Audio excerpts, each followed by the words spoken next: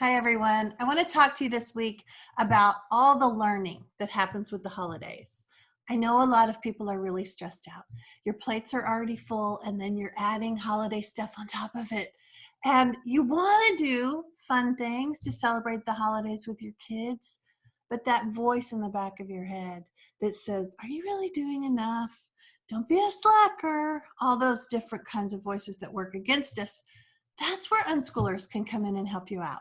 I'm Sue Patterson from Unschooling Mom to Mom, and my kids are grown now. But I am on a mission to help families see that they can have fun, they can have adventures, and it doesn't have to be at the expense of learning. In fact, it can add to their learning. So they'll see that real life has all kinds of opportunities. And you're going to see that too. So let me show you. I want to show you specifically where the learning happens. It's hiding in all these activities. And maybe it's because unschoolers already know this, but that's why we stress less. So is this you? Are you feeling stressed? If you're new to unschooling, you might still be knee-deep in the deschooling process. And while I don't want you to run around with a clipboard checking off all the learning, I want you to have these ideas that I'm going to share, tucked in, ready to be pulled out if you start to have doubts. And if you're a homeschooler, this is going to be right up your alley. I know you're going to be reassured when you see all of this. You may be thinking, okay, learning, hiding in all these activities, maybe. But what about balance? What kinds of things are they going to learn? And specifically, where are those subjects? That's what's familiar, right? That's what we always gravitate towards. Well, that's where unschooling fits in.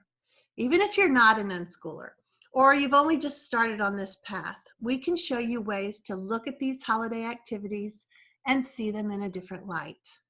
Because really, there are so many activities that happen during the holidays. Look at this list.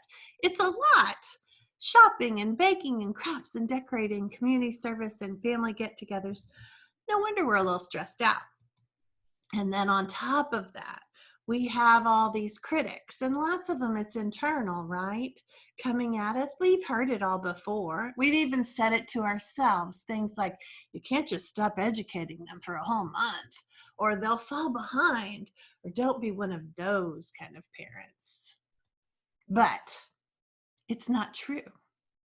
Unschoolers are here to tell you these worries are not real, because learning happens all the time. One of the things about unschooling is seeing learning everywhere. We're not oblivious to subjects and pretending we don't know how schools are set up, but we also know that subjects are artificially divvied up. Any particular activity has a variety of subjects woven into it. And that means all these conventional, easy to recognize subjects that we're all familiar with, they're all in here too. Here, let me show you. So let's take holiday shopping. And we think, okay, shopping, math, money, that makes sense. But there's also price comparisons and estimating time and learning about budgeting and learning how credit cards work and counting cash and change back. And I think sometimes when we think of these really specific activities, it helps us. Instead of just saying, yeah, there's math. Think of specifically what math.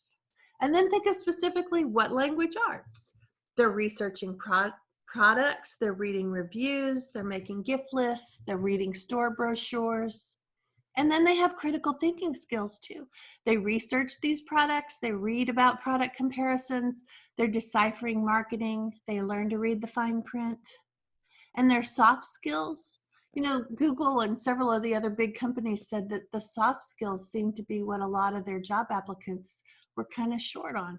So these are where we have an advantage that we can help them learn about being generous, improve their communication skills, even just interacting with the store clerks and with other customers will help. So then additionally, holiday decorating, and you might think, oh great, what does holiday decorating have to do with learning? But a lot. You know, we have math where we're measuring and estimating. There's patterns and symmetry and height. In language arts, again, we're researching the projects, we're reading the options, we're reading the how-tos. In science, we're learning about tool safety, electricity, the physics of climbing ladders. In social studies, why do we decorate the way we do? What are the origins for this? And then there's kind of a combination science, math, geography that I wanted to throw in that's our personal family issue of estimating how much daylight you have left to get those decorations up. We always run past, and there we are doing things in the dark. But holiday crafts also brings a lot of opportunities to learn where math, it's easy to see. There's measuring and there's estimating. They're cutting shapes, they're sequencing, they're sorting.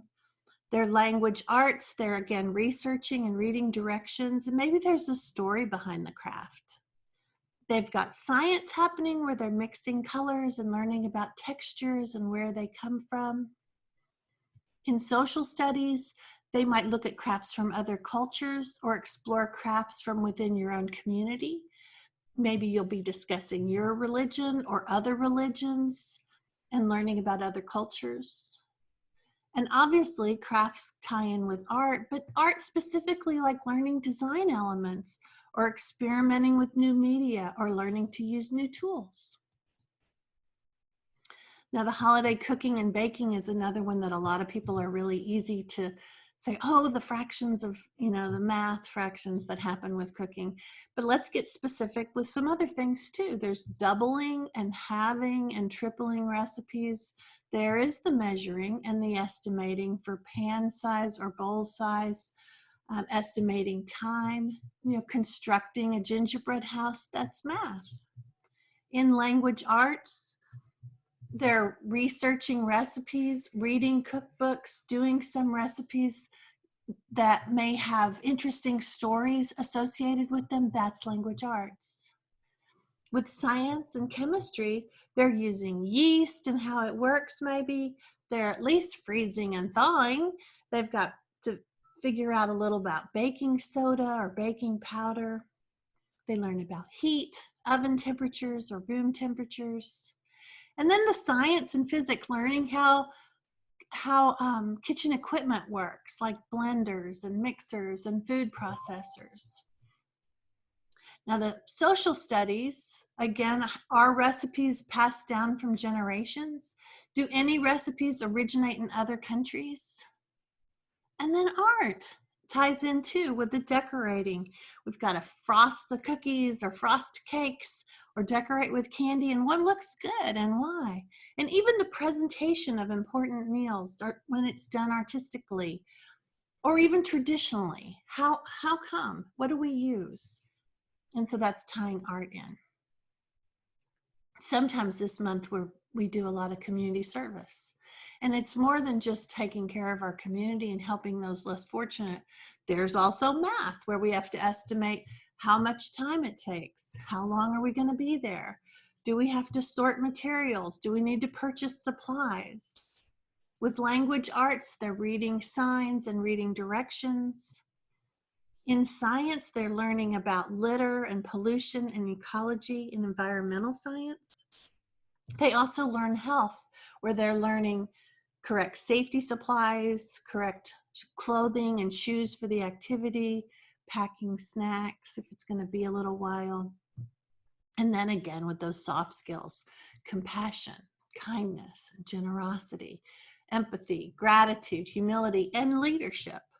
So you want to be sure to look around the community to see where you and the kids can help. It's very empowering to be able to make a difference in the world. Now the relatives and the family connections, there's a lot of learning that happens there too. Even with math, there's gift wrapping, which is geometry and folding. Distance, how far away are they? How much does it cost to mail the package? How long will it take to get there? You have to estimate what's our timeline to get a package there on time.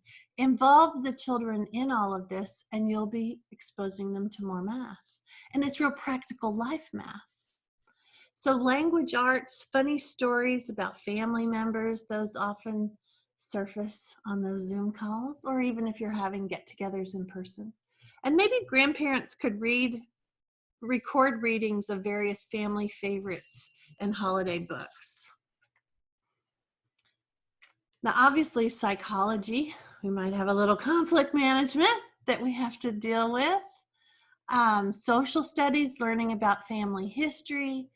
What are your cultural traditions? Figuring out time zones for the Zoom calls. All that is social studies. And science, the genealogy and the health, and even human anatomy and physiology in different ages as we talk about everyone's health. So that's a lot of learning, right? And now maybe you can avoid some of the holiday stress. Unschoolers live like this every day, and that's why I wanted to share it with you. Maybe you'll just be an unschooler in December. Or if you were already on an unschooling path, maybe you can do it with a little more confidence. So enjoy the rest of the month. Rest assured that learning is happening. Maybe you can see it now a little better. You can join us on Tuesdays over in the free Facebook group when we do an unschooling Q&A. And I have all sorts of resources and coaching options for you at these two websites, and I'll put it in the comments. Hopefully you can begin to see that learning is really everywhere, and this can bring down your stress level. So set aside those little internal critics because you got some holiday celebrating to do with your family.